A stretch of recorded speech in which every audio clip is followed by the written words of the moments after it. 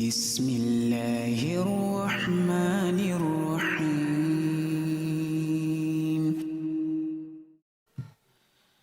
إن الحمد لله نحمده ونستعينه ونستغفره ونعوذ بالله من شرور أنفسنا ومن سيئات أعمالنا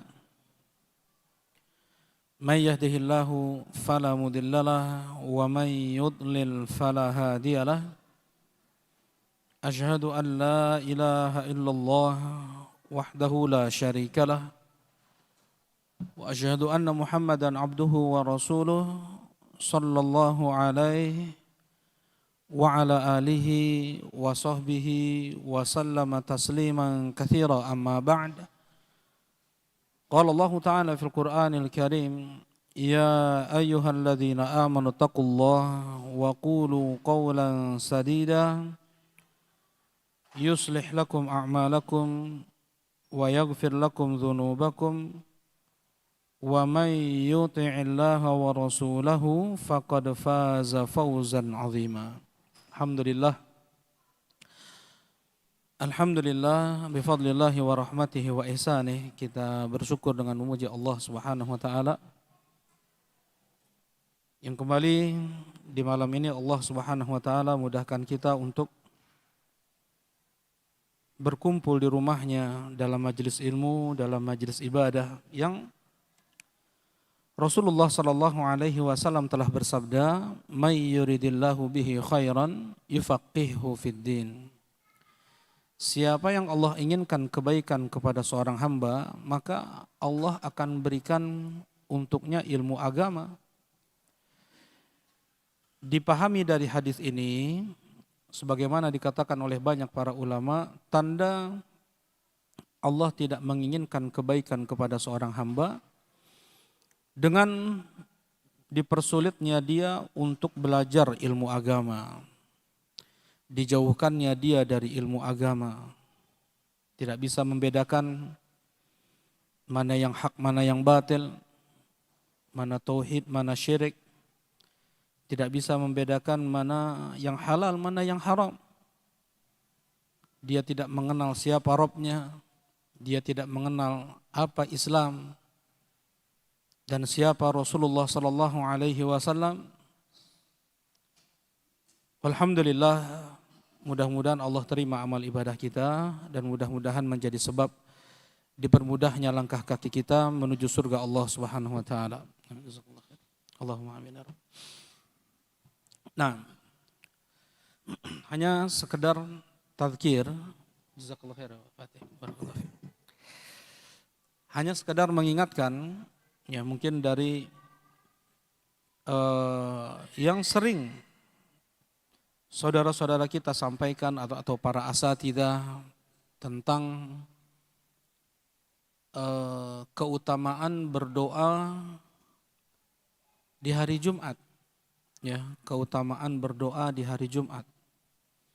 Yang kata Rasulullah sallallahu alaihi wasallam dalam hadis Muawiyah bin Abi Sufyan yang dikeluarkan oleh Al-Imam Muslim rahimahullahu taala, di hari Jumat ada waktu, kemudian Rasulullah SAW memberi isyarat dengan jari beliau, maksudnya sangat sedikit waktu tersebut. Entah syaratnya seperti apa, entah sedikit atau kecil, bagaimana isyarat dengan jari beliau, yang apabila seseorang berdoa di waktu tersebut, maka Allah akan kabulkan doanya. Sebagian ulama berpendapat waktu mustajab tersebut adalah baina jalsatain, ayo baina fi jalsah bainal khutbatain, yaitu ketika khatib duduk, ya, di antara dua khutbah. Ada sebagian pendapat di waktu itulah waktu mustajab doa. Ini pendapat. Tetapi yang lebih kuat dari pendapat para ulama yang didukung dengan hadis Abi Hurairah radhiyallahu taala anhu yang dikeluarkan oleh Syekh Muqbil rahimahullahu taala fi Al-Jami' di kitab beliau Al-Jami' As-Sahih mimma laysa fi sahihain adalah di penghujung hari Jumat ketika dia sedang sholat. Di penghujung hari Jumat di saat dia sedang sholat. Ba'dal asr. Setelah asar dalam keadaan sholat. Dan ini wallahu alam yang rajih dari sekian banyak pendapat para ulama. Yaitu ketika seseorang ba'dal asr datang ke masjid. Kemudian dia sholat 2 rakaat tahiyatul masjid. Kemudian menunggu maghrib. Menunggu maghrib sambil berdoa. Seseorang dikatakan dalam keadaan sholat selama dia menunggu sholat. Seseorang dikatakan sholat selama dia menunggu sholat. 45 menit atau 1 jam sebelum maghrib dia sudah di masjid. Dia tunaikan 2 rakaat tahiyatul masjid. Kemudian menunggu sholat maghrib. Nah di waktu itulah waktu mustajab doa di penghujung hari Jumat ba'dal asr yang dimaksud. Karena ini pun didukung dengan hadis Aisyah, ya. Apakah sudah menguning langit? Belum, wahai ummul mukminin. Apakah sudah menguning langit? Belum, wahai ummul mukminin. Apakah sudah menguning langit? Sudah, wahai ummul mukminin. Barulah mulai ummul mukminin Aisyah radhiyallahu taala anha, beliau berdoa di saat itu. Ya, waktu mustajab berdoa. Dan perlu diingatkan lagi, dan ini pun masukan dari sebagian ikhwah, ketika beberapa ikhwah masuk masjid, ya di sini, di masjid ini, dan di beberapa tempat lain yang ada kajian ba'dal maghrib. Ikhwah datang 5 menit sebelum azan, 7 menit sebelum azan.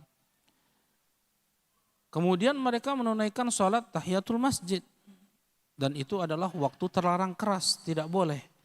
Karena waktu sedang mulai terbenamnya lingkaran matahari di barat. Pada saat itu orang-orang musyrikin sedang beribadah. Terlarang keras, tidak boleh ada sholat sunnah apapun sekalipun itu sholat yang ada sebab. Tadi yang ada sebab maksudnya tahiyatul masjid atau 2 rakaat wudu, ya, atau sholat istikharah dan yang lainnya. Wallahu a'lam. Hanya sekedar mengingatkan tadzkir, ya. Barakallahu fikum. Nah, kita lanjutkan kajian tafsir surat Al-Falaq. Ya, kita masih di ayat terakhir, wa min syarri hasidin idza hasad. Nah, kita minta perlindungan kepada Allah Subhanahu wa taala dari kejahatan orang yang dengki ketika dia mulai dengki.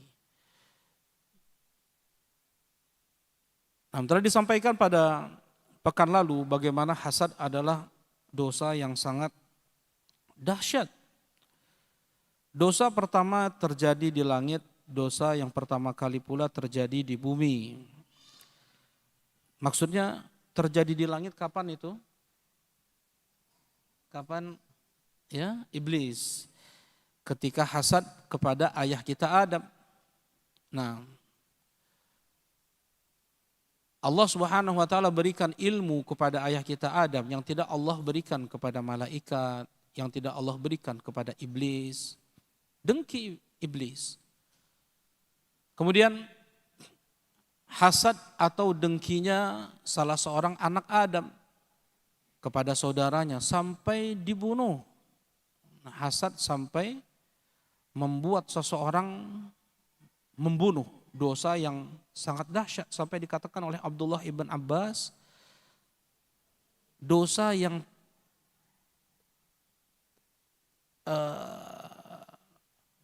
Nah, dosa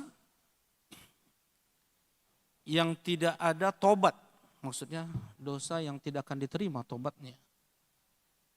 Ini pendapat Abdullah ibn Abbas di awal beliau berfatwa, mengambil dalil surat Ali Imran, wa may yaqtul mu'minan muta'ammidan fajaza'uhu jahannam khalidan fiha wa ghadiballahu alaihi wa la'ana wa 'adda lahu 'adzaban alima. Siapa yang membunuh mukmin dengan sengaja, maka balasannya adalah neraka jahanam, kekal abadi di dalamnya, murka Allah untuknya, laknat Allah untuknya, dan Allah persiapkan untuknya azab yang sangat pedih. Berdasarkan ayat ini, Abdullah ibn Abbas mengatakan bahwasanya membunuh adalah dosa yang tidak diampuni oleh Allah Subhanahu wa taala, ya. Tidak diterima tobat pembunuh, seperti itu. Kemudian di akhir beliau atau rujuk dari fatwa tersebut dan berkata masih juga ada kesempatan bertobat sekalipun dari dosa membunuh. Beliau berdalil dengan akhir ayat di surat Al-Furqan, walladzina la yad'una ma'allahi ilahan akhar wa la yaqtuluna an-nafsa allati harramallahu illa bil haqqi wa la yaznun wa may yaf'al dzalika yalqa athama yudha'af lahu al-'adzabu yawmal qiyamati wa yakhlud fihi muhana illa man tab. Nah, illa man tab. Di ayat ini Allah Subhanahu wa taala menyebutkan sifat para ibadur rahman, mereka yang tidak berdoa kepada selain Allah, mereka yang tidak membunuh jiwa yang diharamkan kecuali dengan hak, mereka yang tidak berzina, siapa yang melakukan itu maka akan dicampakkan ke azab yang sangat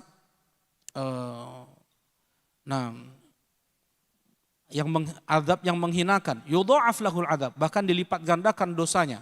Illa man tab, kecuali dia yang bertobat. Berarti masih ada kesempatan untuk bertobat bagi sekalipun pembunuh. Jadi dahsyatnya dosa dengki itu bisa membunuh. Ya, demikian pula yang dilakukan oleh saudara Nabi Yusuf alaihi salatu wassalam kepada beliau. Beliau mau dibunuh juga asalnya. Ya, sampai beliau dilemparkan ke sumur, sampai dijual. Nah, hasad seperti itu. Kalau iblis sampai dia tidak mau menerima kebenaran, padahal dia tahu jalan surga tahu. Iblis tahu jalan ke surga. Tahu nggak iblis? Iblis tahu beliau dalam beliau lagi. Iblis tahu dia dalam kemaksiatan, dia akan kekal abadi di neraka. Dan iblis pun tahu kalau taat kepada Allah, Allah akan ganti dengan surga. Iblis tahu. Dan iblis mengambil resiko tersebut untuk kekal abadi di neraka. Karena hasad. Menentang al-haq. Menentang al-haq. Dia tahu dia salah. Dia tahu dia di atas kebatilan. Dan dia tolak kebenaran. Itu hasad. Ya, hasad sama juga nih dengan hasadnya orang-orang Yahudi kepada Nabi SAW. Nabi terakhir yang mereka tunggu-tunggu, yang mereka kira dari kalangan Bani Israel, tahunya dari kalangan Arab. Dan mereka dengki. Mereka tahu Nabi Muhammad SAW adalah Nabi dan Rasul. Itu diakui oleh Bani Quraidah. Mereka benar-benar meyakini Rasulullah itu adalah Nabi. Terucap dari lisan mereka, sesama keluarga mereka, ke tokoh-tokoh mereka. Dengan tanda kenabian yang jelas di belakang punggung Nabi SAW, belum lagi mukjizat-mukjizat, tapi mereka tidak mau menerima kebenaran tersebut. Mereka meyakini mereka dalam kebatilan. Nah, itulah hasad. Kemudian hasad orang-orang munafik yang ada di Madinah, Abdullah bin Ubay bin Salul, ya, bagaimana teralihkan kepemimpinannya di Madinah yang pada asalnya suku Aus dan Khazraj menjadikan Abdullah bin Ubay bin Salul menjadi pemimpin mereka, teralihkan ke Nabi SAW. Dan memang harusnya demikian. Hasad, dengki. Ya, beliau lama untuk mengucapkan 2 kalimat syahadat. Setelah dia mengucapkan 2 kalimat syahadat pun di atas kedustaan, di atas keterpaksaan, munafik. Dia tidak percaya sedikit pun bahwasanya Rasulullah adalah nabi. Ya, naudzubillah. Nah, ini dosa-dosa atau bahaya-bahaya yang ditimbulkan dari hasad, dari dengki. Nah, dan telah disampaikan pula pada pekan lalu, la yakhlu jasadun min hasadin. Tidak ada satu jasad yang tidak ada hasad. Tidak ada satu jasad yang tidak ada hasad. Semua, bahkan soleh, orang-orang soleh, ada hasad. Kata Syekhul Islam Ibn Taimiyah, walakin al-karim yubdi wal-laim al-karimu yukhfi wal-laim yubdi. Tetapi seorang mukmin dia sembunyikan atau dia perangi dengki atau hasad tersebut yang ada dalam hatinya. Ya. Sedangkan seorang fasik dia menampakkan hasadnya itu dengan lisannya, dengan perbuatannya. Kapan dihilangkan penyakit hasad dari seorang soleh? Dari seorang mukmin? Kapan dihilangkan penyakit hasad atau penyakit-penyakit hati yang lainnya dari seorang mukmin? Di mana itu? Di mana? Al-Qantarah, ya, di jembatan setelah Sirat. Di jembatan setelah Sirat, Allah Subhanahu wa taala berfirman, "Wa naza'na ma fi sudurihim min ghillin ikhwanan 'ala sururin mutaqabilin." Kami cabut penyakit ghil, banyak aghlal, bukan ghil, bukan satu penyakit. Kami cabut penyakit-penyakit hati kaum mukminin, para penghuni surga, mereka wali Allah, mereka ibadur rahman. Yang masuk surga wali-wali Allah Subhanahu wa taala di awal rombongan pertama masuk surga ini. Ya. Wa naza'na ma fi sudurim min ghil ikhwanan 'ala sururin mutaqabilin, yang kemudian mereka masuk ke dalam surga menjadi bersaudara, tidak ada lagi dengki, ya, tidak ada lagi penyakit hati. Nah, barakallahu fikum. Ya, kemudian juga kemarin yang mau disampaikan pada hari ini sebelum kita bahas 10 sebab agar terhindar dari keburukan seorang pendengki. Ya, sebelum itu ada yang terluputkan, yang belum disampaikan adalah tentang ain, ya, mata jahat. Baik. Kata Rasulullah sallallahu alaihi wasallam, al-ainu haqqun. Mata jahat manusia itu benar adanya. Ya, mungkin dan ini banyak diingkari oleh orang-orang aqlaniyun, ya, orang-orang ahli akal. Mereka tidak percaya ada seseorang bisa sakit karena dilihat dengan mata jahat orang lain. Ya.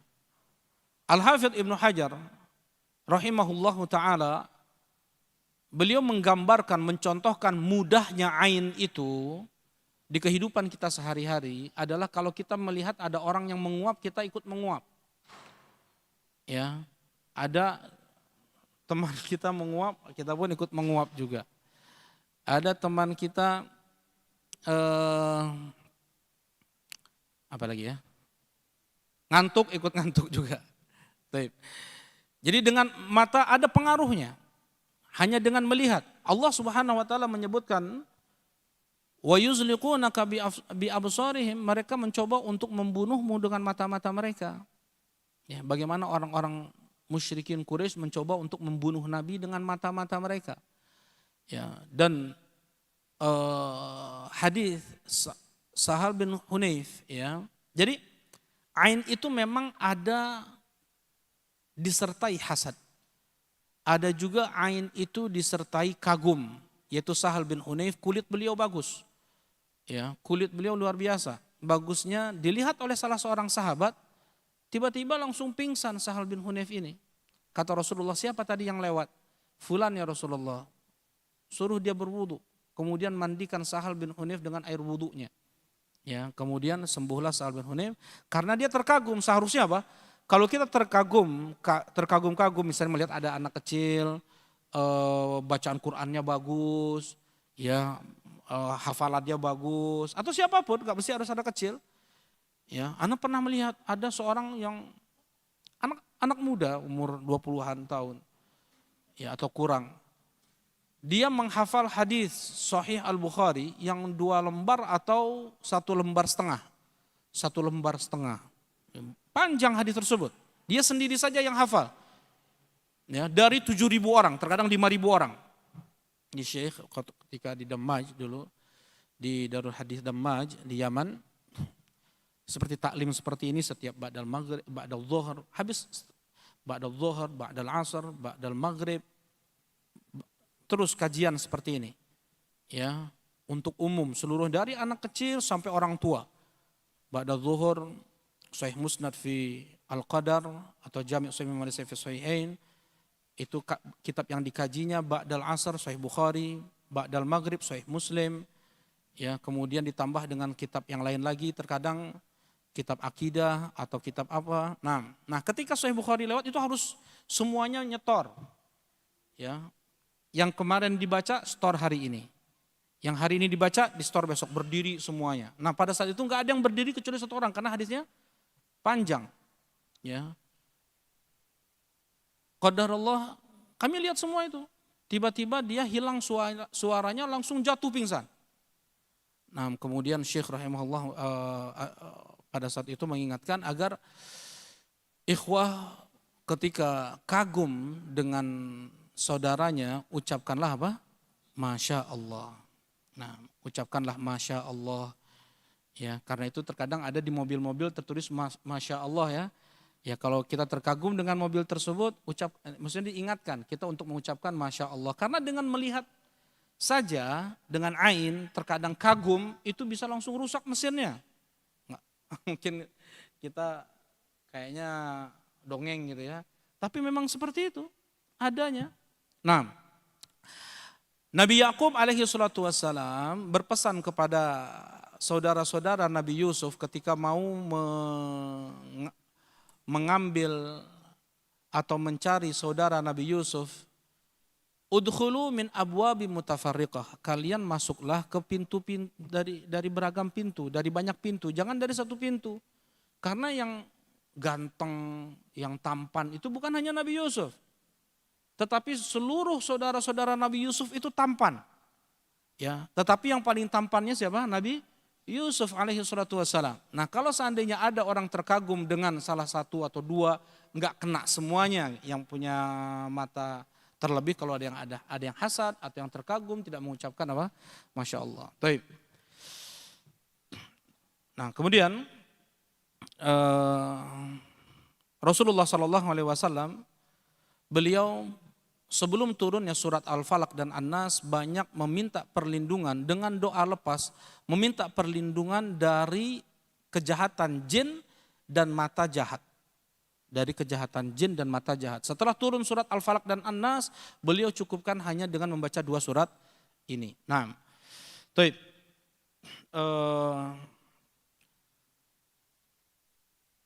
Sekarang kita baca apa yang disebutkan di sini oleh Al-Hafidz Ibnu Qayyim rahimahullahu taala, bagaimana seseorang terhindar dari kejahatan orang yang dengki atau dari ain. Bagaimana kita bisa terhindar dari mata jahat manusia dan juga dari kejahatan dengki manusia. Ya. Disebutkan di sini 10 sebab yang bisa kita lakukan. Yang pertama, ahaduha at-ta'awudz billahi min syarrihi. Yang pertama adalah meminta perlindungan kepada Allah dari kejahatan itu semua. Ya. Bagaimana doanya? Apa Fatih? Bagaimana doanya kita minta perlindungan dari kejahatan mata jahat dan ya? Nah, betul bisa. Min ainil hamad gitu ya. Bisa. Tapi yang sudah kita hafal semua, apa itu? Surat Al-Falaq ini. Ya, ini surat Al-Falaq. Kita membahas surat Al-Falaq. At-ta'awudz billahi min syarrihi. Ya, kita minta perlindungan kepada Allah dari kejahatan kedengkian orang yang dengki, ya, dan pula dari mata jahat manusia. Di antaranya dengan kita membaca surat Al-Falaq dan An-Nas. Juga kalau zikir pagi dan sore ada a'udzu bikalimatillahi tammat min syarri ma khalaq. Ya, itu dijaga. Kapan saja itu dibaca, Abu Niki? Kapan saja kita membaca dua surat ini, Al-Falaq dan An-Nas, bahkan dengan surat Al-Ikhlas. Ya, sebagian ulama menghasankan dengan ayat kursi. Nah, kapan saja kita baca setiap harinya? Menjelang tidur, sebelum tidur. Ya, kita baca ayat kursi, kita baca Al-Ikhlas, Al-Falaq, An-Nas 3 kali. Kemudian setelah selesai sholat, setiap selesai sholat, ya, setiap selesai sholat 5 waktu, subuh, zuhur, asar, maghrib, isya. Nah, kita baca Al-Ikhlas, Al-Falaq, dan An-Nas. Untuk ayat kursi dihasankan oleh sebagian ulama dan sebagian ulama menghukumi hadisnya dhaif. Jadi yang menghasankan silakan untuk mengamalkan pembacaan ayat kursi di setiap selesai sholat. Terus kapan lagi? Ya, zikir pagi petang. Ya, zikir pagi petang. Nah, di 3 waktu ini Allah Subhanahu Wa Taala melalui lisan Rasulnya mengajarkan kepada kita untuk menjaga zikir dengan membaca surat Al-Falaq dan An-Nas. Diulangi lagi, yang pertama adalah sebelum tidur. Yang kedua setiap selesai sholat 5 waktu. Yang ketiga di saat zikir pagi dan petang.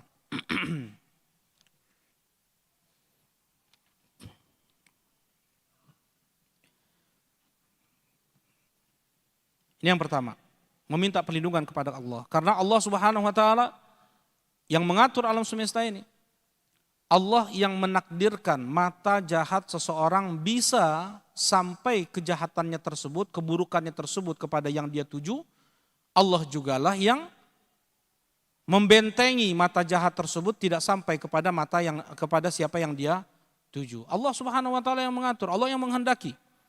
Ya, malah bisa jadi justru mata jahatnya tersebut atau kejahatannya itu kembali kepada diri dia sendiri. Kita minta perlindungan kepada Allah Subhanahu Wa Taala.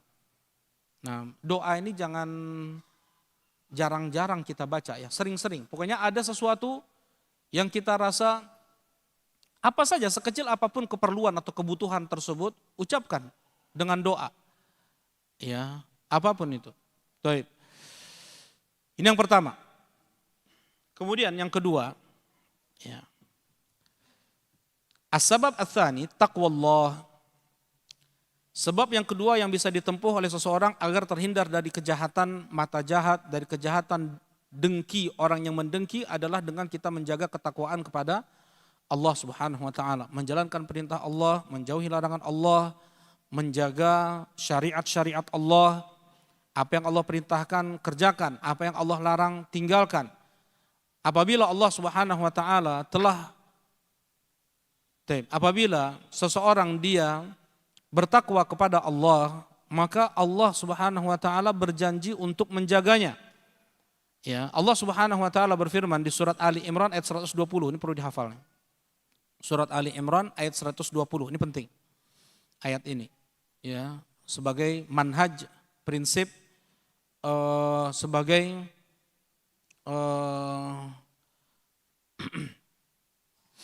ya manhaj kapanpun, dimanapun kita. Allah Subhanahu Wa Taala berfirman, wa in tasbiru wa tattaqu la yadurrukum kaiduhum syai'a. Andaikan kalian bersabar dan kalian bertakwa kepada Allah, tidak akan memadaratkan kalian apapun tipu daya mereka sekecil apapun. Ya, apalagi yang besar. Ya. Dua hal dalam ayat ini, nanti yang keduanya akan disebutkan di poin yang berikutnya. Jadi kata Allah Subhanahu Wa Taala, andaikan kalian bersabar, yang pertama nih, sabar. Yang kedua, dan kalian bertakwa kepada Allah. Bukan hanya sabar didolimi orang, sabar, tapi dia pun harus menjaga ketakwaan kepada Allah Subhanahu wa taala. Kalau seandainya seseorang dia sabar dari kezaliman orang dan dia tidak bertakwa kepada Allah, dia masih dengan maksiatnya, itu azab yang Allah timpakan kepada dia. Ya. Malah bisa akan lebih buruk lagi kezaliman orang datang kepada dia. Baik. Yang pertama dia bersabar, yang kedua adalah dia menjaga ketakwaan, dia taat ibadah. Baik. Apabila dua ini dikerjakan, kata Allah Subhanahu wa taala, la yadurrukum kaiduhum syai'a. Tidak akan memadaratkan kalian apapun jenis tipu daya makar mereka kepada kalian. Ya. Mata jahat, makar-makar manusia, tipu daya, apapun tidak akan memadaratkan seseorang yang melakukan dua amalan ini. Apa itu? Sabar dan takwa. Rasulullah Shallallahu Alaihi Wasallam bersabda, "Ihfadillah yahfadka." Jagalah olehmu Allah, maka Allah akan menjagamu. Gimana menjaga Allah? Allah yang menciptakan alam semesta ini. Allah yang menguasai alam semesta ini. Gimana cara kita ngejaga Allah? Teh Buniku udah jawab tadi? Udah jawab ya. Nah, Aba Rafi'. Menjaga syariatnya, bagaimana itu? Nah, Masya Allah. Menjalankan perintahnya, menjauhi larangannya, mengagungkan syiar-syiarnya, ya, berhenti ketika kita diingatkan dengan ayat Allah atau hadis Nabi SAW, langsung sadar tuh. Seperti yang dilakukan oleh banyak para sahabat radhiyallahu taala anhum, di antaranya Umar radhiyallahu taala anhu. Ketika beliau dicela, dicaci oleh seorang tokoh Badui, ya, engkau itu gimana? Engkau itu tidak adil. Nah, ada celaan-celaan orang kepada Umar bin Khattab. Umar marah besar pada saat itu. Ya karena Umar radhiyallahu taala anhu, beliau tidaklah memutuskan suatu keputusan atau mengeluarkan kebijakan dalam kekhilafan beliau kecuali setelah bermusyawarah dengan para ulama. Bermusyawarah dengan para ulama, bukan orang-orang yang ngerti agama, ulama. Ya, Umar bin Khattab radhiyallahu taala anhu. Baik. Kemudian hampir Umar bin Khattab memukul orang tersebut. Diingatkan oleh seorang pemuda, ya Amirul Mukminin, Allah Subhanahu wa taala berfirman, "Khudzil afwa wa'mur bil 'urfi wa a'rid 'anil jahilin." Wahai Amirul Mukminin, maafkan dan ajak orang pada yang baik dan tinggalkan orang-orang jahil. Dan orang ini termasuk orang jahil, wahai Amirul Mukminin. Langsung padam marah Umar pada saat itu juga. Ya, nah ini di antara cara mengagungkan, cara menjaga agama Allah Subhanahu wa taala. Ketika kita diingatkan, ada yang menasihati kita dengan ayat Al-Qur'an atau hadis Nabi SAW, kita harus langsung tunduk. Tidak kita tolak, tidak kita debat, tidak kita cari dalil-dalil lain untuk menepis gitu ya. Nah, bahkan sebagian sahabat Nabi SAW, Abdullah ibn Umar radhiyallahu taala anhu, ketika beliau sampaikan kepada putra beliau hadis Nabi SAW, la tamna'u ima Allah masajid Allah. Jangan kalian larang istri-istri kalian, anak-anak perempuan kalian untuk sholat di masjid. Kata Bilal, putra dari Abdullah bin Umar. Jadi bukan Bilal bin Rabah ya. Tapi Bilal putra dari Abdullah bin Umar. Beliau berkata, "Wallahi la namna'uhunna." Dia bilang ke ayahnya. Setelah Abdullah bin Umar menyampaikan hadis tersebut, menentang nih sang anak. Demi Allah, kalau kami akan melarang anak istri kami ke masjid. Pada saat itu langsung Abdullah ibn Umar memaki anaknya dengan makian yang belum pernah kami dengar sebelumnya seperti itu. Ya, makian yang sangat dahsyat. Maksudnya, aku sampaikan kepadamu hadis Nabi Shallallahu Alaihi Wasallam dan kemudian engkau tolak. Ya, mengagungkan.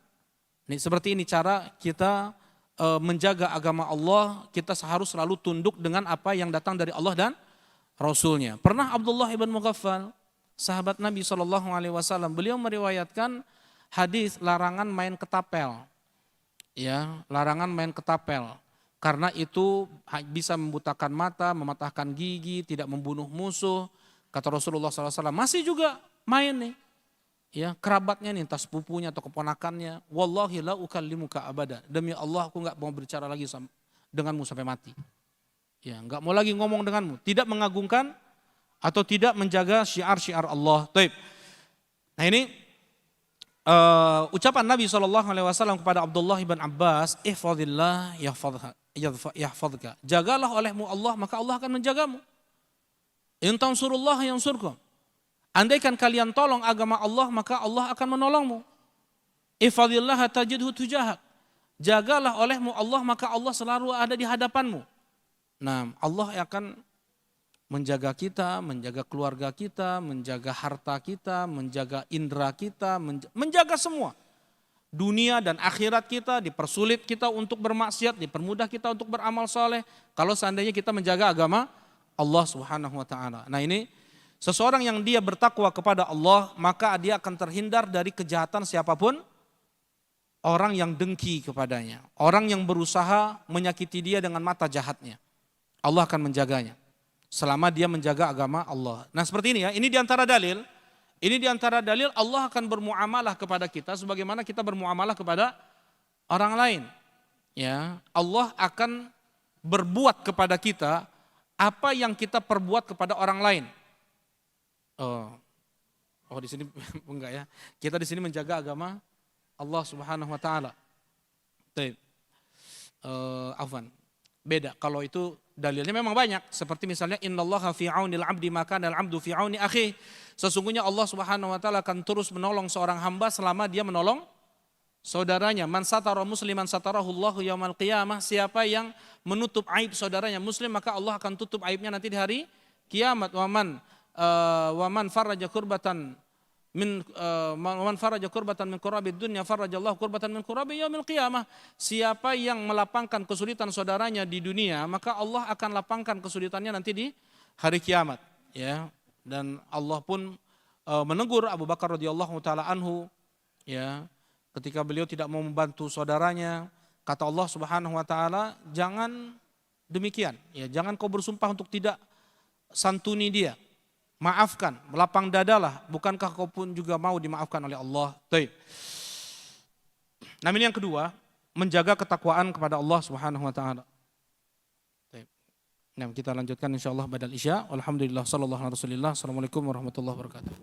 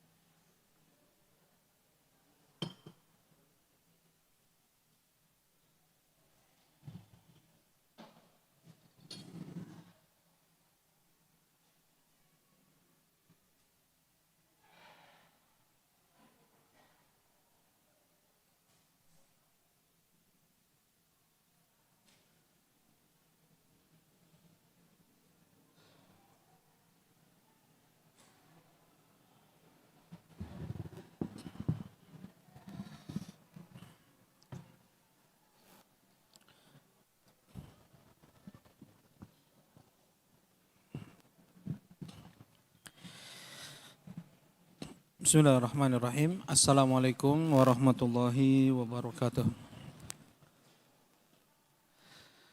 Alhamdulillah wassalatu wassalamu ala Rasulillah, amma ba'd. Nah, kita melanjutkan 10 sebab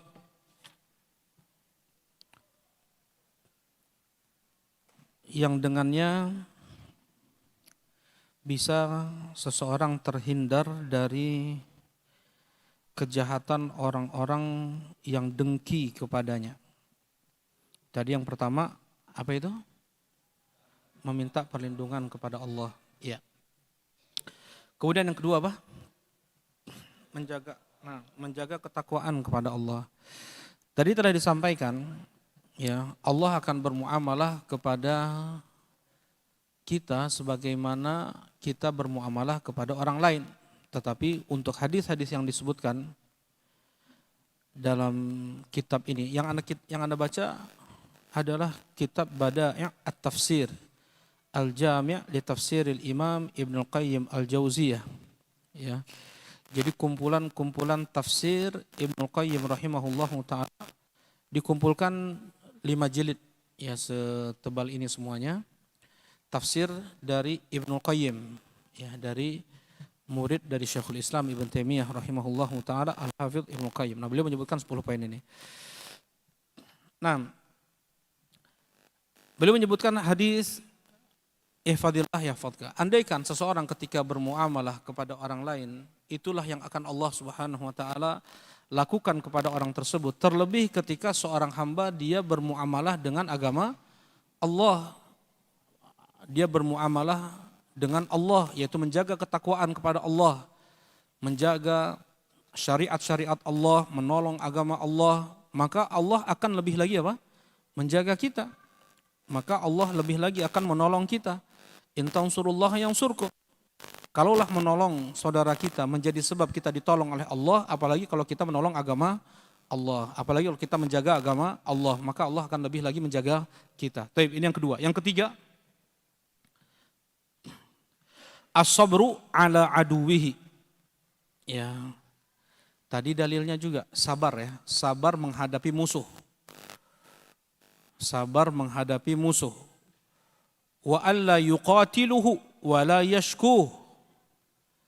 Jangan dia berusaha untuk membuat makar, memerangi dia, memerangi orang yang dengki kepada dia. Dia sabar saja. Ya. Jangan dia berpikir bagaimana untuk membuat orang tersebut ya celaka atau sakit. Jangan sampai justru dia yang membuat makar. Ya. Bahkan jangan sampai terbetik itu dalam hatinya. Ya, pertama hanya lintasan sebagaimana, bukan di sini kayaknya, di sejarah waktu Anda sampaikan. Pertama hanya lintasan, kemudian jadi pikiran, kemudian jadi keinginan, bahkan sampai tekad. Gitu ya. Nah, untuk khawatir, untuk lintasan saja langsung diperangi. Jangan sampai itu terpikir. Kita harus sabar menghadapi orang yang dengki kepada kita. Ya, jangan kita kasih celah bagaimana menanggapi dengkinya dia. Ya, menanggapi dengkinya dia dengan kita dengki lagi kepada dia, dengan kita membuat makar kepada dia. Naudzubillah. Nah, dalilnya mana tadi? Di surat Ali Imran ayat berapa? Ayat 120. Nah, juga ya ayat 120 di surat Ali Imran itu adalah dalil jelas bagaimana Allah akan menjaga seseorang dari makar, dari tipu daya, dari dengki, ain, mata jahat orang kepada dia. Ya, apabila dia bersabar dan bertakwa kepada Allah Subhanahu wa taala. Nah, kemudian yang keempat adalah at-tawakkul 'ala Allah, bertawakal penuh, bersandar penuh, bergantung penuh kepada Allah Subhanahu wa taala. Siapa yang dia bertawakal kepada Allah, maka itu cukup baginya. Dan tawakal adalah sebab yang paling kuat untuk bisa seorang hamba terhindar dari segala macam bentuk keburukan makhluk. Dari segala macam bentuk keburukan makhluk, kedzaliman mereka, permusuhan mereka. Nah, di antara sebab yang paling kuat.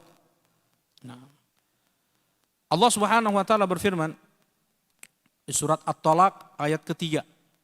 Wa may yatawakkal 'ala Allah fahuwa hasbuh. Dan siapa yang bertawakal kepada Allah, maka itu cukup baginya. Ya, dia tidak bertawakal, bergantung kepada saudaranya yang mungkin tinggi jabatannya di kepolisian, tinggi jabatannya di ketentaraan, tinggi jabatannya di pemerintahan misalnya. Enggak. Dia bertawakal kepada Rabbul Makhluk. Ya. Allah Subhanahu wa taala pula berfirman, "Ya ayuhan nabi, ya ayuhan nabi." Nah, "Ya ayuhan nabi hasbukallahu wa man ittaba'aka minal mu'minin." Wahai nabi, cukup bagimu Allah dan orang-orang mukmin cukup pula bagi mereka Allah. Ya. Terjemahannya harus seperti itu. Ini kalau salah nerjemahkan bisa jadi syirik untuk ayat ini ya di surat Al-Anfal. Allah Subhanahu wa taala berfirman, "Ya ayuhan nabi hasbukallahu wa manittaba'aka minal mu'minin." Wahai nabi, cukup bagimu Allah. Ya. Waw di sini maktufnya ke Rasul, ke Nabi, bukan ke Allah. Kalau kita terjemahkan begitu saja, wahai Nabi cukup bagimu Allah dan orang-orang yang beriman. Berarti di sini jadi syirik dong. Ya. Nah, tetapi artinya kita harus mengartikan seperti ini. Dan yang itu yang dimaksudkan oleh Allah Subhanahu wa taala. Wahai Nabi cukup bagimu Allah dan cukup bagi kaum mukminin Allah Subhanahu wa taala. Nah, seperti itu, ya. Tidak perlu siapapun untuk menghadapi sehebat apa musuh yang berhadapan dengan kita. Andaikan kita sudah bertawakal kepada Allah. Semakin seseorang bergantung kepada makhluk, maka semakin kuat ya serangan makhluk tersebut kepada dia. Ya, semakin lemah penjagaan Allah terhadap dia. Ya, sekuat apa dia bersandar kepada makhluk, sekuat apa dia bergantung kepada makhluk, maka selemah itulah penjagaan Allah kepadanya, begitu ya. Nah, insyaallah, mafhum ya, insyaallah ya. Baik. Ini kita, ini yang keempat, yang kelima. Faraghul qalbi minal ishtighal bihi wal fikru fihi. Mengosongkan hati dari sibuk untuk memikirkan dia. Kalau tadi sabar, yang ketiga kan dia bersabar dari musuhnya. Sekarang yang kelima ini mengosongkan hatinya dari sibuk untuk memikirkan orang yang dengki kepadanya. Wa yaqsud ayyamhu min balihi kullama khatara lahu, dan dia berusaha untuk menghapus, melawan setiap datang besitan pikiran tersebut kepadanya. Dia coba hilangkan. Fala yaltafit ilaih, dia tidak sedikit pun menolehnya. Ya, maksudnya dia tidak memberikan ruang untuk menjadi pikiran. Ya. Wala yakhafu, dia jangan sampai takut. Justru takut itu muncul setelah dia apa? Setelah dia pikirkan. Pertama terbesit aja, kemudian jadi pikiran, kemudian jadi galau. Ya. Wala yamla qalbuhu bil fikri fihi, jangan sampai hatinya dipenuhi dengan memikirkan musuh-musuhnya atau orang yang dengki kepadanya. Wa hadza min anfa'il adwiyah, dan ini adalah di antara obat yang paling bermanfaat. Wa aqwal asbab al-mu'inah ala indifa' syarrihi, dan termasuk sebab yang paling kuat untuk membantu agar dijauhkan kejahatan orang tersebut. Nah, ya, kemudian Ibnu Qayyim rahimahullah taala di sini mencontohkan, jadi setan itu bermain ya. Bagaimana setan di tubuh kita ini bermain ketika ada suudzon, ya. Ketika ada kayaknya orang ini hasad sama kita nih. Setan langsung bermain di tubuh kita. Nah, apabila ruh kita itu sudah tertangkap olehnya, maka kita tidak bisa lepas darinya. Nah, ketika kita tidak memberikan ruang untuk memikirkan musuh tersebut, kita tepis, maka kita tidak akan terbelenggu, tidak akan tertawan dengan makar syaitan yang ada di tubuh kita itu. Ya. Karena di sini kalau sudah terjalin saja, kalau sudah kena saja, ya sudah, hidupnya akan selalu apa?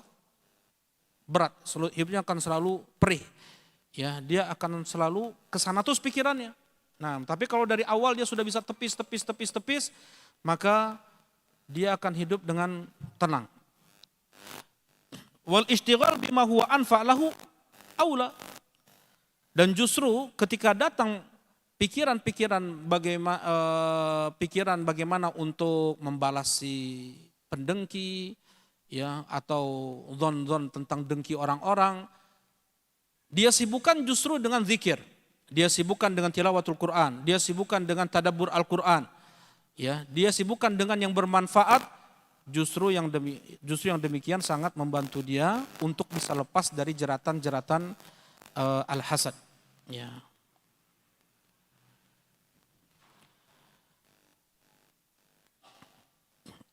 Baqi al-hasid al-baghi ya'kul ba'duhu ba'dan. Kata beliau, orang yang dengki itu akan memakan tubuhnya sendiri.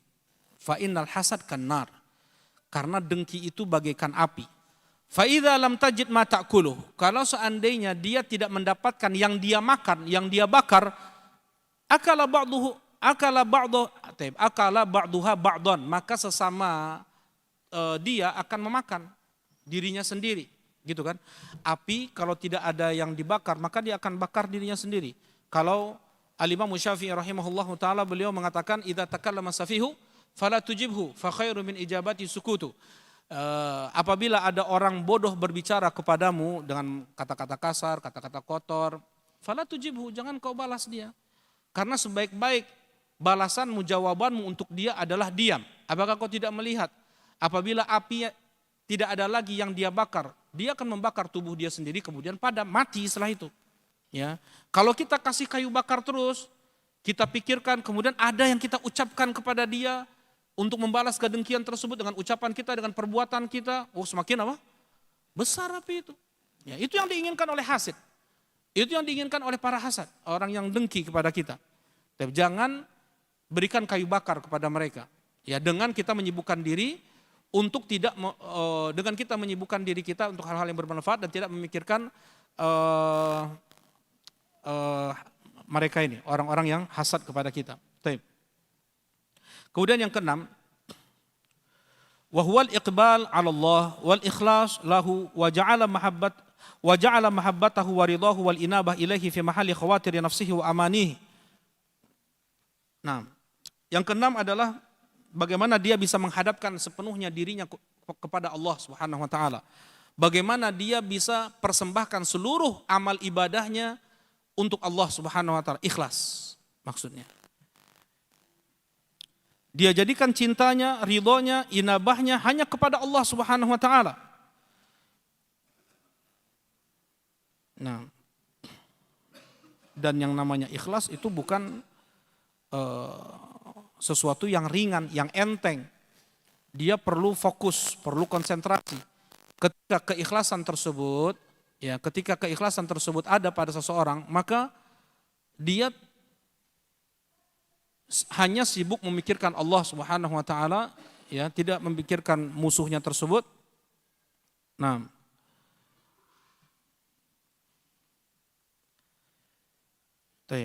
tadubu fiha dabibu tilkal khawatir syai'an fa syai'an hatta yaqharuha wa yaghmaru wa yudhibuha bil kulliyah,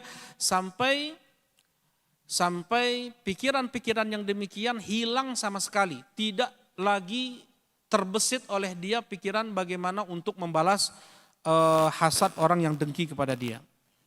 Nah, penuh pikirannya, isi hatinya, seluruhnya dengan apa yang bisa mendatangkan cinta Allah kepadanya. Bagaimana dia bisa dekat dengan Allah Subhanahu wa taala. Ini berarti yang keenamnya dengan yang kelima, ya. Masih ada kaitannya. Baik. Kemudian yang berikutnya, yang ketujuh, tajridut taubah ilallah minadz-dzunub allati salatat alaihi a'da'uh, yaitu betul-betul memurnikan tobat kepada Allah Subhanahu wa taala dari dosa yang dia lakukan, Karena tidaklah Allah Subhanahu wa taala timpakan kejahatan, hasad, bisa sampai kejahatan orang yang dengki kepada dia, itu semua karena dosa yang dia lakukan. Nah, bagaimana agar dengki orang yang dengki tersebut tidak sampai kepada kita, kita bertobat kepada Allah Subhanahu wa taala. Ya. Allah Subhanahu wa taala berfirman di surat Asy-Syura ayat 30, "Wa ma asabakum min musibatin fa bima kasabat aydikum." Apapun musibah yang menimpa kalian itu semua karena ulah kalian. Jadi bagaimana agar tidak sampai dengki orang itu kepada kita dengan kita banyak bertobat dan beristighfar kepada Allah. Karena sejatinya apa yang menimpa kita dari apapun itu musibah karena ulah kita sendiri.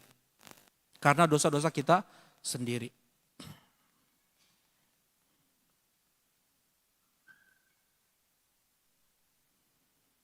Nah,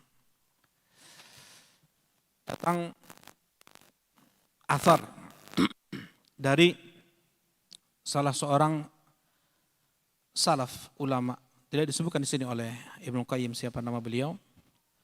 Walaki ya ba'du salaf rajulun faqradallahu wa nala min faqala lahu kif hatta adkhul bait thumma akhruj ilaik. Jadi ada seseorang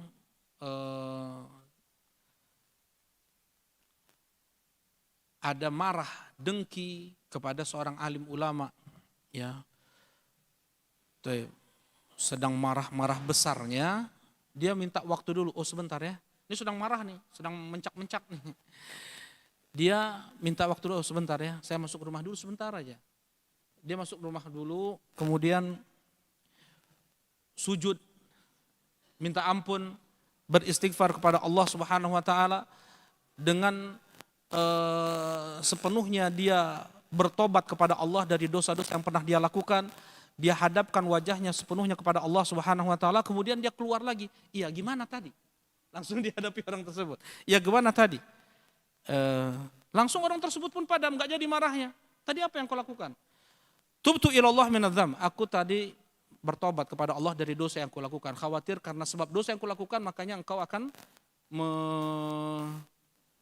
mesalatoka alaih, itu akan memusuhiku atau akan menggangguku, menyakitiku. Nah ini ada, tapi wallahu a'lamnya kalau setiap kayak gitu bisa jadi nanti nah ya sesekali itu dilakukan nggak apa-apa. Kalau sedang ada yang marah, sholat dulu, tunggu marah sholat dulu misalnya. Jadi bertobat. Nah, yang ke-8, as-shadaqatu wal ihsan ma'amkanah. Masya Allah. Yang ke-8 adalah bersedekah dan berbuat baik apa yang dia bisa, apa yang dia mampu. Sedekah dan berbuat baik kepada orang, berbuat baik kepada makhluk. Ini diantara sebab Allah Subhanahu wa taala akan menjaga seorang hamba dari segala macam bentuk keburukan makhluk kepadanya. Ya. Pengaruh yang sangat ajib di sini kata Al-Hafidz Ibnu Qayyim, pengaruh yang sangat dahsyat untuk menolak bala, untuk menolak ain, mata jahat manusia, wasyarul hasid, dan kejahatan orang-orang yang mendengki. Sebenarnya cukup ini kita baca dari kejadian-kejadian atau peristiwa atau apa yang disebutkan oleh para ulama-ulama sejarah tentang mereka, para ulama-ulama dahulu kayak gini. Ketika mereka bisa berbuat baik kepada orang, ketika mereka bersedekah, maka itu menjadi sebab Allah Subhanahu wa taala menjaga dia. Dulu dan sekarang kita melihat kata Ibnu Qayyim rahimahullahu taala. Ini kita lihat bagaimana dulu mereka para ulama seperti itu dan sekarang pun kayak gitu juga. Ya, bagaimana Allah Subhanahu wa taala menjaga seseorang karena kebaikan yang dia lakukan untuk orang lain. Ya, sedekah. Ya, dan berbuat baik. Nah, kita percepat saja ya. Kemudian yang ke-9, ini yang paling sulitnya nih. Yang paling sulit.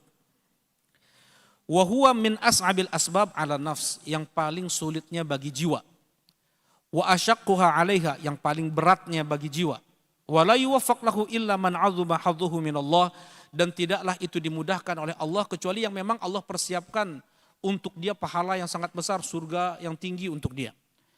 Wa huwa itfa' narul hasid wal baghi wal mu'dhi bil ihsan ilaih, yaitu memadamkan api dengki dari orang yang dengki kepada dia, orang yang mengganggunya, orang yang menyakitinya, dengan dia berbuat baik kepada musuhnya tersebut.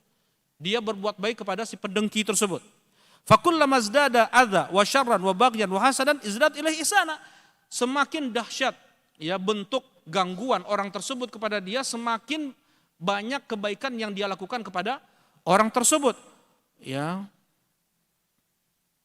Seperti Rasulullah sallallahu alaihi wasallam melakukan ini ya kepada para tokoh-tokoh Quraisy, tokoh-tokoh Badui pada saat itu di perang Hunain. Rasulullah berikan 100 ekor unta ya, yang asalnya mereka masih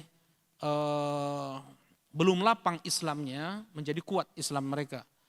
Ya, belum betul-betul mencintai Rasulullah. Dengan itu, dengan ihsan yang Rasulullah berikan, dengan kebaikan Rasulullah berikan kepada mereka, mereka muncul rasa cinta mereka kepada Rasulullah Sallallahu Alaihi Wasallam. Dan ini memang perintah dari Allah Subhanahu Wa Taala di surat Fussilat ayat 34 sampai 36. Ditulis ya, surat Fussilat ayat 34 sampai 36. Allah Subhanahu Wa Taala berfirman, wala tasawil hasanatu wala sayyi'ah. Tidak sama perbuatan baik dengan perbuatan buruk itu. Idfa' billati hiya ahsan. Ya, balaslah perbuatan buruk itu dengan ahsan, bukan dengan kebaikan di sini. Allah sebut. Ya, balaslah keburukan itu bukan dengan kebaikan ya, tetapi dengan apa? Ahsan, dengan yang terbaik yang kau bisa lakukan untuk dia. Bukan apa? Bukan dengan kebaikan, tetapi dengan ahsan, yang terbaik yang kau bisa lakukan untuk dia. Fa idzal ladzi bainaka wa bainahu adawatun ka'annahu waliyyun hamim. Sampai ketika ada permusuhan antara engkau dengan dia, jadikanlah dia itu sebagai atau seakan-akan teman karibmu, teman yang paling akrab. Jadi ini musuh nih, justru dia perhatiannya lebih, sakit dijenguk, keperluannya dipenuhi, ya, kesulitannya dipermudah oleh dia. Wa ma yulaqaha illa alladziina sabaru wa ma yulaqaha illa dzu hadzin 'adzim, dan tidaklah bisa yang melakukan ini kecuali dia yang bersabar, dan tidaklah bisa yang meraih ini kecuali mereka yang akan diberikan bagian yang sangat besar di sisi Allah Subhanahu wa taala. Ini yang ke-9. Ya. Membalas keburukan dengan kebaikan. Nah, bagaimana? Ada Rasulullah SAW menceritakan seorang nabi yang dipukuli oleh kaumnya sambil nabi tersebut mengusap darah dari wajahnya. Nabi tersebut berkata, Allahumma ighfir liqaumi fa innahum la ya'lamun. Ya Allah, ampunilah kaumku, sungguh mereka tidak tahu. 3 hal dilakukan oleh nabi tersebut untuk kaumnya yang menyakitinya. Yaitu apa? Yang pertama adalah memaafkan mereka. Yang kedua, mendoakan ampunan untuk mereka. Yang ketiga, memberikan udzur untuk mereka. Allahumma ighfir liqaumi fa innahum la ya'lamun. Ya Allah, ampunilah mereka enggak tahu. Berarti apa di sini? Memaafkan, mendoakan ampunan, memberi udzur untuk mereka. Dan datang riwayat, itu terjadi pada Nabi sendiri. Beliau dipukul. Dalam riwayat Abu Jahal ya pernah memukul Nabi SAW sampai berdarah. Nah, dan ingat ya, Rasulullah SAW itu tidak pernah beliau membela kehormatan beliau pribadi. Kehormatan beliau pribadi enggak pernah. Kalau manusia paling suci, Nabi, Rasul, tidak pernah membela kehormatan beliau. Saya punya kehormatan, kan kayak gitu biasanya yang balik apa namanya nih? Yang balik mencela, yang balik membalas, kan kayak gitu. Saya punya kehormatan diri, Dikatakan oleh Syekhul Islam Ibnu Taimiyah rahimahullahu taala dalam kitab Qaidatun fis Sabr, kaidah dalam bersabar, ya, satu poin yaitu Rasulullah SAW beliau tidak pernah membela diri pribadi beliau ketika diganggu. Beliau tidak pernah membela diri ketika pribadi. Rasulullah itu marah kalau seandainya syariat Allah yang dirusak. Kalau seandainya diri pribadi beliau ditarik Rasulullah, dipukul Rasulullah, dicela, dicaci, dimaki, nggak balas Rasulullah SAW. Tapi kalau misalnya syariat Allah Subhanahu Wa Taala dicela, murka Rasulullah SAW di sana. Marah Rasulullah SAW di sana. Nah, dalam riwayat sebab masuk Islamnya Hamzah ibn Abdul Muttalib, yaitu ketika Rasulullah SAW dimaki oleh Abu Jahal sampai dipukul. Dalam riwayat dipukul, dalam riwayat nggak ada dipukul, dalam riwayat ada dipukul sampai berdarah Nabi SAW. Nah, itu yang diucapkan oleh Nabi, Allahumma gfir liqaumi fa innahum la ya'lamun. Ya Allah, ampunilah mereka, mereka nggak tahu ya Allah. Nah, baik. Ini yang ke-9 ya. Yang terakhir, yang 10. Wa huwal jami' lidzalika kullih, yaitu kumpulan dari yang 9 tadi. Masya Allah. Kata beliau, yang ke-10 ini adalah kumpulan dari yang 9 tadi. Wa alaihi madar hadil asbab. Ya, terkumpul padanya seluruh sebab yang sebelumnya disampaikan. Wa huwa tajridu tauhid, yaitu menyerahkan sepenuhnya kepada Allah ya dalam bertauhid. Ya. Wa tarahul bil firqi, jadi menyerahkan kepada Allah sepenuhnya dengan mentauhidkannya dalam tauhidul uluhiyah, rububiyah, asma wa sifatnya. Maksudnya Allah Subhanahu wa taala yang menggerakkan alam semesta ini semuanya. Allah yang menciptakan, tapi panjang lagi nih ya, tapi ini sebentar aja. Allah Subhanahu wa taala yang menciptakan iradah kita ini. Masyiah, kehendak kita ini. Allah yang menciptakannya. Allah Subhanahu wa taala yang menciptakan diamnya kita, bergeraknya kita. Allah Subhanahu wa taala yang menciptakan kita dan apapun yang kita ucapkan, apapun yang kita perbuat. Wallahu khalaqakum wa ma ta'malun. Sebagaimana firman Allah Subhanahu wa taala menciptakan kalian dan apa yang kalian perbuat. Ya, maksudnya apa? Allah sudah menetapkan takdir. Kapan itu? 50.000 tahun sebelum Allah menciptakan langit-langit dan bumi. Tidak akan meleset itu semua. Ya, serahkan sepenuhnya kepada Allah Subhanahu wa taala. Kita betul-betul tidak ada di alam semesta ini yang bisa menjaga kita kecuali hanya Allah Subhanahu wa taala.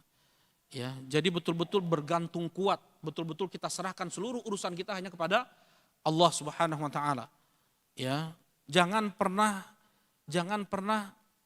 kita merasa hebat, jangan pernah kita merasa kuat, jangan pernah kita merasa ini dan itu punya macam-macam, enggak. Kita serahkan semuanya kepada Allah. Tajridut tauhid. Ini dalam uluhiyah, dalam asma wa sifat. Terkadang orang yang sudah terkena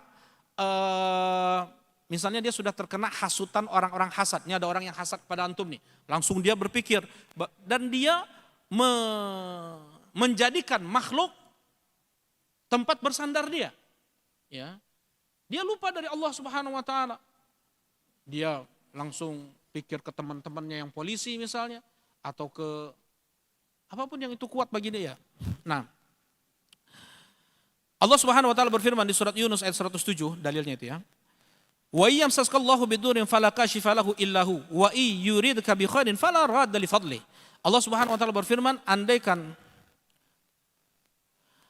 Allah Subhanahu wa taala menimpakan kepadamu musibah, fala kashifa lahu illa hu, tidak ada yang bisa mengangkat musibah tersebut darimu kecuali hanya Allah Subhanahu wa taala. Diulangi lagi ya.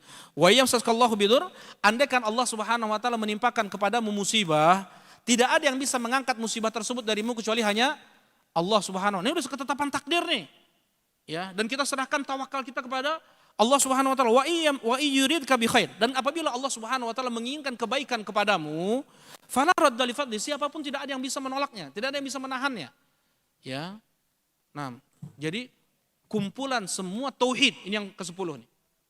Ya, tauhid kita mengamalkan asma wa sifat Allah, kita mengamalkan rububiyah Allah, ya, kita mengamalkan uluhiyah Allah yang paling, maksudnya semua nama-nama Allah itu akan menjadikan seseorang takut kepada Allah dan dia akan lari kepada Allah Subhanahu wa taala. Nah, tidak ada yang dia takuti kecuali hanya Allah Subhanahu wa taala dan diserahkan segala urusannya hanya kepada Allah Subhanahu wa taala. Andaikan tertimpa apapun musibah yang menimpa dia semua serahkan itu kepada Allah Subhanahu wa taala dan dia yakini itulah yang terbaik untuk dia karena semua bentuk musibah masih ada hikmah di baliknya. Tanda Allah cinta pada seorang hamba. Wallahu a'lam. Fadhal. Mungkin ada yang mau ditanyakan?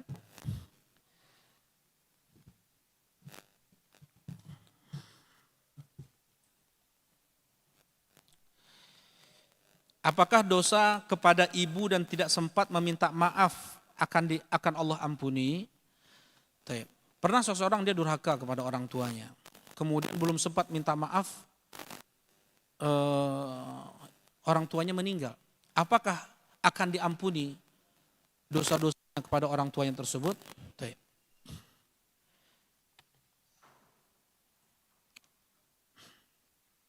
Nah, beramallah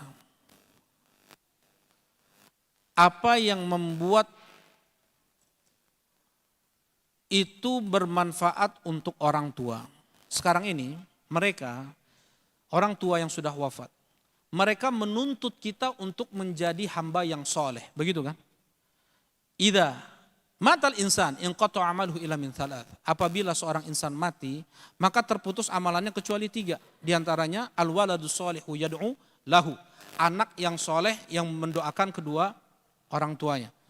Nah, jadi mereka menuntut sekarang ini, mereka menuntut kita agar menjadi anak yang soleh, agar apapun kebaikan yang mereka lakukan, si anak ini, misalnya orang tua pernah mengajarkan kita baca Quran, orang tua pernah mengajarkan kita Al-Fatihah, orang tua mengajarkan kita sholat, orang tua mengajarkan kita wudhu, orang tua mengajarkan kita sodakoh, ini setiap apapun amal ibadah kita yang kita lakukan, kembali pahala tersebut kepada orang tua yang mengajarkan itu kepada kita. Tidaklah seorang memberikan kebaikan kepada saudaranya, menunjukkan kebaikan kepada saudaranya, kecuali dia akan mendapatkan pahala dari orang-orang yang dia tunjukkan tersebut. Dia akan mendapatkan pahala dari Allah karena sebab mandala ala khair. Gimana adanya? Mandala ala khair falahu ajruha wa ajru man amila biha. Siapa yang menunjukkan kebaikan maka untuk dia pahalanya dan pahala orang-orang yang mengamalkan kebaikan tersebut, walam yangkus, dan tidak berkurang sedikit pun pahala mereka. Kembali kepada dia. Jadi seperti misalnya kebaikan apapun yang kita lakukan semua akan kembali ke Rasulullah SAW karena beliau yang menyampaikan kebaikan ini kepada kita. Kemudian mereka para sahabat radhiyallahu taala anhum, para ulama tabi'in, ahlul hadis, karena sebab mereka kita tahu syariat Islam. Ya. Nah, begitu juga para ulama, demikian pula para duat. Ya, dan demikian juga orang tua kita ketika orang tua kita mengajarkan kita mengambil dan memberi dengan tangan kanan, kemudian makan pakai tangan kanan, itu kita amalkan, kebaikan tersebut kembali kepada orang tua setiap kita mengamalkan hal tersebut. Terlebih lagi kalau seandainya kita melakukan khusus untuk mereka. Nah, ini mohon ya, ini kata Sufyan bin Uyainah. Ya, mungkin menjadi bisa kita amalkan. Dari Sufyan bin Uyainah, beliau mengatakan di setiap penghujung sholat sebelum kita salam kita berdoa dengan doa yang datang di surat Ibrahim, Rabbana gfirli wali walidayya walil mu'minin yauma yaqumul hisab. Ya Allah, ampunilah dosa-dosaku, dosa kedua orang tuaku dan dosa kaum mukminin di hari ditegakkannya hisab. Ya. Maka dia sudah menunaikan hak Allah dan hak orang tua. Jelas ini insyaallah? Dia sudah menunaikan hak Allah dan hak orang tua. Rasulullah SAW ditanya, man ayyul amali ahabbu ilallah, amalan apa yang paling dicintai oleh Allah ya Rasulullah? As-salatu ala waktiha, salat pada waktunya. Qultu tsumma ayyun, kemudian apa ya Rasulullah? Birrul walidain, berbakti kepada kedua orang tua. 2 amalan terbaik di sisi Allah Subhanahu wa taala bisa kita amalkan di setiap salat kita, mau itu salat wajib atau salat sunnah. Di penghujung sebelum kita salam kita doa Rabbana gfirli. Coba bisa dilihat ayat berapa ya? Surat Ibrahim. Yang paling satu lembar sebelum terakhir. Ayat 40. Jazakallah khair Abu Rafi. Surat Ibrahim ayat 40. Ya, surat Ibrahim ayat 40. Rabbana gfirli wali walidayya walil mu'minin yauma yaqumul hisab. Belum lagi ya, di sana ada kalimat walil mu'minin. Kita mendoakan seluruh mukmin dari zaman Nabi Adam, dari Nabi Adam alaihissalam sampai akhir manusia nanti. Setiap mukmin kita doakan. Tidaklah satu orang mukmin kita doakan kecuali pahala kita dapatkan. Berapa triliun? Berapa miliar mereka? Nah, ya. Nah, intinya jangan berputus asa dari rahmat Allah Subhanahu wa taala. Seorang ayah, seorang ibu, dia kaget ketika Allah tinggikan derajatnya. Dari mana ini ya Allah? Bistighfari waladika lak. Karena istighfar, doa ampunan yang dipanjatkan oleh putramu untukmu. Ya, ini yang mereka harapkan sekarang. Sedekah atas niat mereka, umrohkan mereka, hajikan mereka. Lebih daripada kita meminta maaf saja, ya. Bahkan kita berikan untuk mereka amalan-amalan yang bisa membuat mereka diampuni oleh Allah, dimasukkan mereka ke dalam surga, ditinggikan derajatnya mereka di surga Allah Subhanahu wa taala. Jangan merasa kecil hati dari karunia Allah. Jangan berputus asa dari rahmat Allah Subhanahu wa taala. Ini pertanyaan-pertanyaan orang yang putus asa, pertanyaan-pertanyaan orang yang ini banyak pertanyaan seperti ini. Enggak 1 2, enggak 10 20. Ya. Nah, beramal dan kita dituntut untuk menjadi anak yang soleh. Jadi solehlah. Ya. Itu yang mereka harapkan. Kemudian ini berikutnya. Ana dan kakak Ana tahu bahwa suka ada yang mengirimkan makanan dan pakaian kepada yang sudah meninggal lewat nenek Ana. Gimana ini? Ana dan kakak Ana tahu bahwa suka ada yang ngirim atau mengirimkan makanan dan pakaian yang sudah meninggal lewat nenek Ana dan dikasih kepada kita dengan anggapan bahwa makanan dan pakaian tersebut sampai kepada orang yang meninggal. Nah, terkadang makanannya dikasih ke kita. Nah, terkadang kita makannya juga dan beranggapan bahwa makanan tersebut jika tidak dimakan maka mubazir. Boleh nggak kita makan makanan tersebut?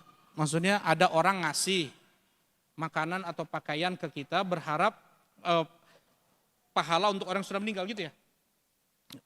Ini hukum asalnya boleh. Hukum asalnya boleh. Ya Rasulullah, inna ummi uftulitat nafsuha. Sa'ad ibn Ubadah, beliau berkata, ya Rasulullah, ibuku meninggal mendadak. Ya, maksudnya nggak sempat wasiat. Apakah sampai sedekah yang aku niatkan atas niatan ibuku? Begitu ya. Kata Rasulullah sampai.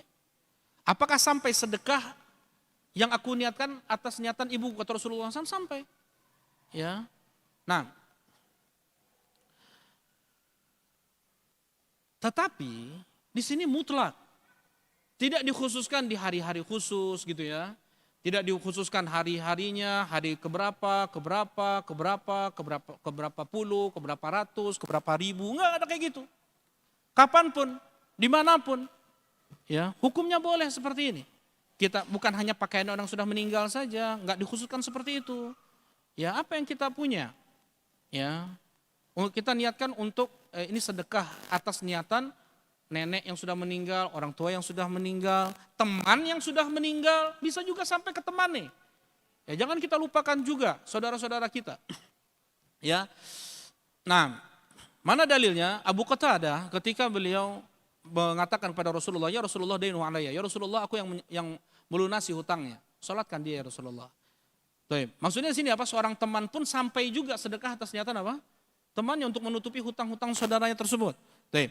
Intinya sampai, tetapi tidak harus dengan pakaian orang yang sudah meninggal. Ya. Pakaian kita sendiri ada lebih kita kasihkan atas niatan orang tua kita yang sudah meninggal. Ya, tidak pun dikhususkan waktu-waktu tertentu, ya hari-hari tertentu, tanggal-tanggal tertentu. Ya, yang seperti ini masuk dalam perkara bid'ah, mungkarah. Berapa banyak yang meninggal di zaman Nabi SAW, putra beliau, istri beliau, paman beliau, Hamzah, teman-teman beliau, Sa'ad bin Mu'ad, kemudian Mus'ab bin Umair. Banyak sahabat-sahabat yang sangat Rasulullah cintai. Tetapi Rasulullah SAW tidak pernah melakukan khusus acara-acara seperti ini. Jelas ini ya, bagi-bagi makanan di waktu-waktu khusus. Enggak, kapan saja. Ya, jangan nunggu hari Jumat juga. Hari Jumat bagus. Jangan nunggu hari Jumat. Misalnya kita hari Senin sedang makan nasi kuning nih pinggir jalan, ngelihat ada orang belum makan, kita kasihkan. Nah, karena kita nggak tahu umur. Ya. Dan memang sedekah terbaik adalah di waktu yang terbaik, yaitu hari Jumat. Hari Jumat lebihkan lagi sedekah kita. Barakallahu fikum. Nah, mungkin ini yang dapat Anda sampaikan, kurang lebihnya mohon maaf. Subhanakallahumma rabbana wa bihamdika, asyhadu an la ilaha illa anta astaghfiruka wa atubu ilaik. Assalamualaikum warahmatullahi wabarakatuh.